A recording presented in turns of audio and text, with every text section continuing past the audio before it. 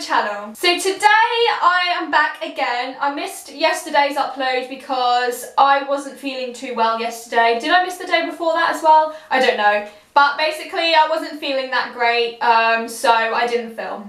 And today is Friday, I'm back with an upload, yay! And today I'm really excited for this video because I've been talking about it. I talked about it in my most recent video, and I'm very excited to come and finally make this video because I've been waiting, I'm very excited, and let's do it. So I explained in my last video that I wanted to start doing unsolved mysteries videos, so looking into kind of paranormal murders or just murders in general that have remained unsolved and nobody can explain why the deaths happened or how. And I wanted to look into them, share some theories, kind of be a bit creeped out and just share the stories with you and see what you guys have to think as well, because, you know, sharing is caring, sharing thoughts and ideas. So that's what I'm going to do in this video. I've found a story of a kind of unsolved mystery and I'm going to talk about it in this video. So the murder that we're looking into today is named Dyatlov Incident. What the hell is an incident? Incident. I'm not sure how you pronounce that word. Dyatlov? Maybe the D is silent, I don't know. This is the one that I found online and I thought it was really interesting, so I'm going to share the story with you guys and we're gonna talk about this creepy murder. On January the 25th, 1959, 9 Russian students embarked on a journey across the Otorten mountain range. They went for a strenuous cross-country skiing trip. 8 days after they embarked on this journey, there was search parties went out to find these mountaineers. February the 26th, the search party came upon the flapping remains of a tent pitched on ski poles on an uppermost slope of Kola-Syakil, or Mountain of the Dead in the native language of northern Serbia. Mountain of the Dead in the native language of northern Siberia. The tent had been ripped apart, torn to shreds from the inside, suggesting that the mountaineers had fled in panic. Footprints found around the outside of the tent area to sub-zero temperatures suggested that whoever fled from the tent went out in just socks or nothing, barefoot, or in one case a single shoe. 2 sets of prints led down a slope towards a densely forested area which would lead the searchers to find their bodies. Besides the remains of a long burned out fire, beneath a looming ancient pine tree was a frozen body of 2 of the hikers. The searchers noted with bewilderment that the 2 bodies were completely naked, save their underwear and socks. They also noticed that the branches of the pine tree had been snapped off to a height of almost 15 feet, indicating that they'd tried to flee up a tree. Around 350 yards away, they found the body then of a 23-year-old engineer student, Igor Dyatlov. Nearby, the remains of 3 more bodies were discovered Nearby, the remains of 3 bodies were discovered under 4 inches of snow. The bodies were found in a line 200 yards apart, suggesting they'd been trying to crawl behind each other back to the shelter of the tent. 2 months after the initial search for the bodies, the remaining bodies were then found. Buried under 15 feet of snow in a den they had desperately hollowed out for themselves before succumbing to the cold. Some had broken bones and terrible internal injuries, but strangely no external wounds. Not even a scratch could be found upon their skin, which is very strange. So basically, so far, they found that these hikers had ripped their way out of the tent in nothing but their underwear and socks, basically, and one had like 1 boot on. They tried to climb up a tree to get to safety, 15 feet. I guess they must have fell down and just died that way. But it's strange how whatever they were running from didn't harm them on the outside. They said besides broken bones and internal wounds, internal damage, there was no damage externally on their skin, not even a scratch. So you would kind of think if they were running from a bear or some kind of animal, they would have been attacked attacked by scratches or bites or something, but as they said, there was nothing found on the outside of their bodies. So it's strange what they were running, why were they running, and why were they in so much panic? Stranger still, odd bits of their clothing remained higher than normal levels of radiation exposure. So here it says, why were some of the mountaineers fully clothed but others nearly naked? Most disconcerting of all was the body of Lyudmila Dubinina. Sorry for the pronunciation, they're Russian names. And the body of this person was missing its tongue and eyes. So, what?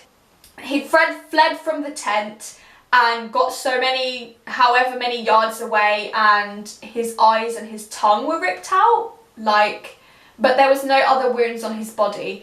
This makes no sense whatsoever. Some of them were fully clothed, some of them had no clothes on. Some of them tried to climb a tree, some of them tried to get behind each other for safety.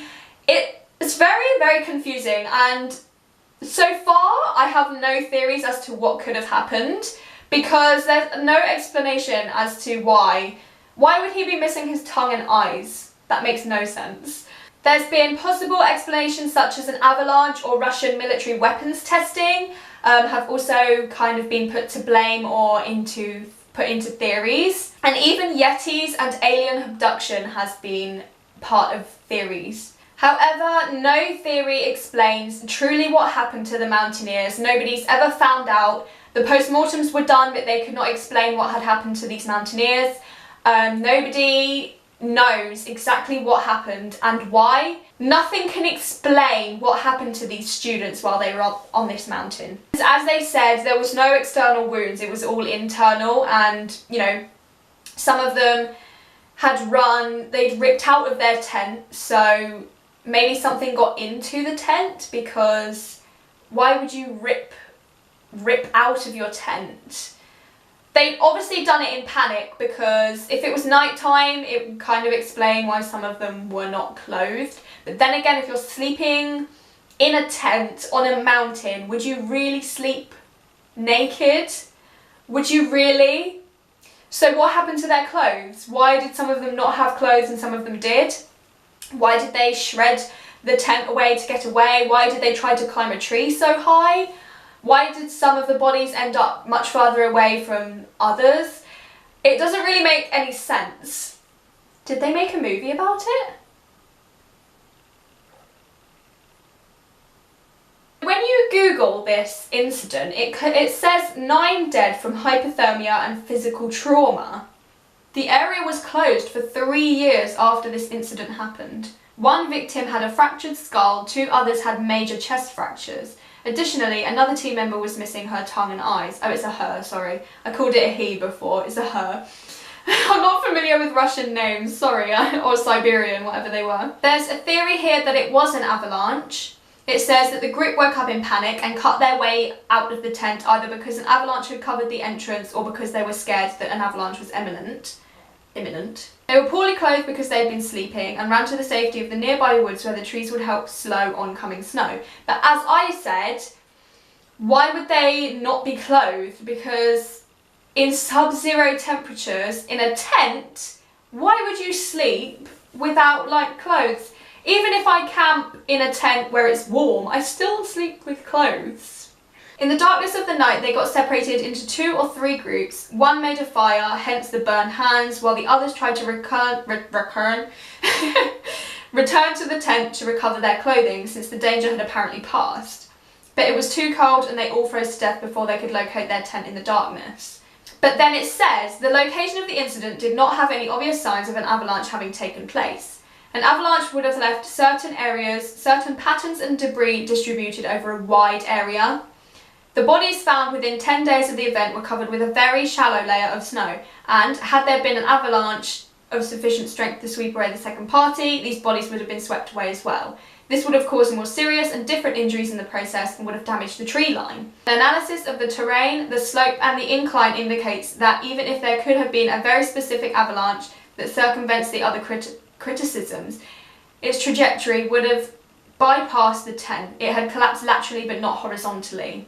So there's a lot of theories, however, the theories kind of suggest it's not that at the same time. So I'm not sure what happened. And also the tongue and eyes thing, like, I can't get over that. Like, what happened to that poor woman? I don't think people are really looking into it anymore. There's still a lot of theories online about what could have happened to them, but I think it will forever remain a mystery, in all honesty. Let me know your thoughts in the comments. What do you think had happened to these hikers? Why do you think some of them were clothed and some of them weren't? What do you think happened to the woman with no eyes and no tongue? What do you think happened to the people who tried to climb up a tree? Let me know your thoughts in the comments because I'd love to hear them. That basically concludes it for this video, honestly. I'm not too sure what happened with these hikers. And I also just want to mention, this is my first time filming one of these types of videos, so I'm sorry if it's not perfect. This is kind of like a trial run because I'm not sure how these videos are going to go, so yeah. If you did enjoy this video, please give it a big thumbs up so that I know you've enjoyed it. I certainly enjoyed filming this video. It was very interesting and it fascinates me. I really want to know what happened to them. If you want to head over and follow my social medias, those will all be linked in the description box below for you, so you can head over and follow them if you would like to. Thank you in advance. Subscribe to the channel as well because I'm going to be making much more videos like this. There's so many more unsolved mysteries online that I'm going to share with you and I'm very excited about it, so subscribe if you'd like to see more. I hope you all have enjoyed this video and I hope it gave you something to think about because I'm certainly gonna go away and be like, I wonder what happened to them. I'm gonna dream about it and everything. I hope you guys have enjoyed this video. Remember to stay positive, keep smiling. Thank you for watching and I'll see you in the next one. Bye!